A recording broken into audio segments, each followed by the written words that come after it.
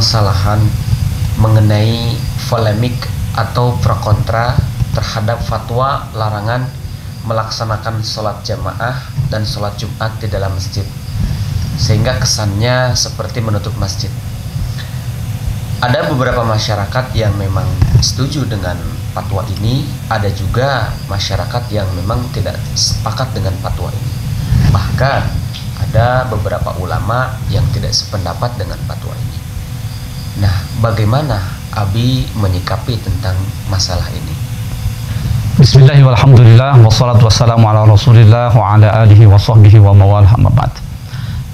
Dalam menyikapi perbedaan pendapat di antara ulama, khususnya tentang masalah apa yang terkait dengan corona ini, yang saat ini memang sudah seperti apa namanya ya, menjadi horor lah begitu ya, mengingat pemberitaan di medsos itu antara yang valid dengan yang hoax gitu.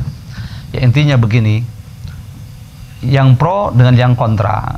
Ini kan terkait dengan fatwa MUI yang juga tim Al-Azhar, kemudian juga di Saudi Arabia yang apa namanya menginstruksikan ya, membolehkan itu meninggalkan sholat Jumat, kemudian juga jamaah di masjid ketika terjadi wabah ya, wabah corona ini. Nah, yang kontra, yang tidak sependapat, ini yang sejauh yang Abi tahu itu, dan Abi juga setuju dengan alasan-alasan di antara alasan beliau-beliau ya, di mana menyebutkan beliau tidak setuju jika ini digeneralisir gitu. Artinya bahwa fatwa itu hanya berlaku bagi kawasan-kawasan yang terjadi di tempat tersebut wabah itu gitu. Misalnya seperti di mana ini, di Jakartanya kawasan mana misalnya, di situ terjadi ada banyak korban misalnya, dan betul-betul sudah dinyatakan oleh para ahli ya ini terpapar ataupun positif terinfeksi virus corona misalnya. Nah, ternyata jumlahnya besar dan memang sudah dinyatakan betul-betul itu bukan mauhumah. Jadi betul-betul mafsadahnya muhaqqaqah dalam kaidah fikih kan begitu ya, bukan mafsadah mauhumah.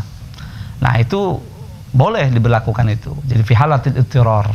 Nah, itu baru insyaallah kena dengan kaidah atau masuk kaidah fikih yang apa namanya dinyatakan oleh ulama darul mafasidi muqaddamun ala jalbil masalih. Jadi meninggalkan bahaya itu harus didahulukan, diutamakan daripada mengambil kemaslahatan atau kebaikan di situ. Seperti sholat jamaah kan fadilahnya pahalanya luar biasa. Sholat Jumat juga luar biasa, masya Allah. Bahkan paling afdalnya jamaah itu jamaah sholat Jumat. Ya, pahalanya sudah tidak diragukan. Tapi ketika ada bahaya di sana, maka meninggalkan bahaya jauh lebih diutamakan, harus diutamakan gitu, didahulukan ketimbang mengambil kebaikan-kebaikan itu. Itulah kita. Tapi dengan catatan ya, mafsadahnya harus muhaqqaqah, harus real, nyata ya. Bukan mauhumah, misalnya masih diduga ataupun diperkirakan gitu. Nah, ini itu mungkin ya yang jadi permasalahan begitu. Nah, jadi sekali lagi, apalagi ulama-ulama yang Abi tahu yang tidak sependapat itu juga, masya Allah, ulama-ulama yang mumpuni ya, dan hujahnya juga luar biasa. Tapi pada intinya begitu tadi, jangan sampai digeneralisir. Tempat yang aman kok dimasukkan dalam zona merah gitu, seakan-akan zona merah itu hanya untuk zona merah saja gitu. Adapun zona yang aman ya masih tetap melaksanakan sholat jamaah itu ya, kemudian Jumat begitu. Itu yang bagi yang apa namanya yang kontra tadi, dan habis sepakat dengan hal itu ya.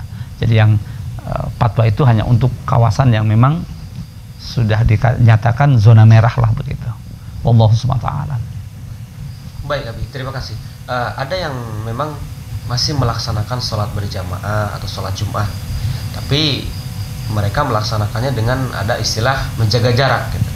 Nah, seakan-akan ini kan berlawanan dengan sabda Rasulullah ketika mau melakukan sholat, sehingga jamaah itu diperintahkan untuk merapatkan safnya dan luruskan barisannya. Sementara ini kan ada istilah merenggangkan saf. Nah, ini bagaimana menyikapi tentang masalah ini? Baik. Nah, termasuk hal seperti ini juga kita harus bijak. Ketika terjadi hal-hal seperti ini di kawasan yang memang sudah diponis zona merah, ya, maka kita harus maklumi bahwa ini fi halatil idtirar, dalam kondisi darurat tentu dibolehkan. Seperti halnya ketika sujud misalnya, ini pakai sarung tangan, kemudian juga kalau kaos kaki sudah pasti ya, kecuali jidat. Nah itu kemudian pakai masker. Nah itu tidak masalah, ulama membolehkan gitu, karena yang harus terbuka ini jidat ya, gitu. Kalau ini tidak masalah, itu fi halatul idtirar ya, dalam kondisi ada bahaya, kondisi memang darurat. La fi halatil ikhtiyar, jadi tidak ada masalah itu ya.